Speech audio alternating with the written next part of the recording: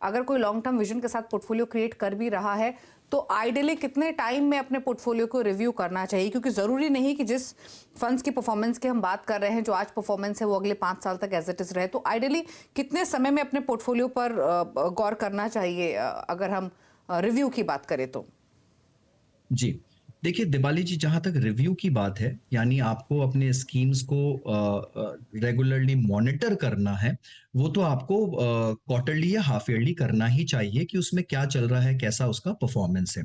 पर जहाँ तक उसके रीबैलेंसिंग का सवाल है कि मुझे अपने एलोकेशंस चेंज करने हैं, डेट से इक्विटी में शिफ्ट करना है या इक्विटी की कैटेगरीज में लार्ज कैप कम करना है, मिड कैप बढ़ाना है, स्मॉल कैप कम करना है, फ्लेक्सी कैप बढ़ाना है, जो रीबैलेंसिंग की प्रक्रिया है, वो आपको साल में एक ही बार करनी चाहिए। मुझे लगता है कि उसे बार-बार नहीं करना चाहिए। इसके कुछ मुख्य कारण हैं। सबसे पहली बात ये कि इक्विटी जो एसेट क्लास है, वो 1 साल से कम अगर आप रिडीम करते हैं या बेचते हैं तो उसपे short term capital gains tax लगता है, और उसमें काफ़ी जगह आपको एग्ज़िट लोड भी देना पड़ता है। तो मिनिमम होल्डिंग पीरियड जो है वो आपको 1 साल तो रखना ही है।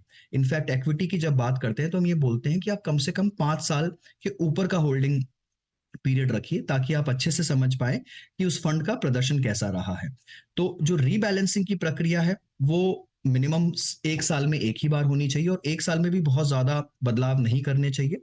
आप छोटा-मोटा ट्वीकिंग कर सकते हैं अपने पोर्टफोलियो में, पर जो बड़े बदलाव हैं, आपको एक लंबी अवधि के मुआयने के बाद, यानी कम से कम 3 साल के पीरियड के बाद ही आपको कुछ बड़े चेंजेस करने चाहिए, स्कीम के बदलाव करने चाहिए। तब तक आप ये नहीं कह सकते स्पष्ट रूप से कि कौन सी स्कीम अच्छा कर रही है और कौन सी नहीं कर रही है।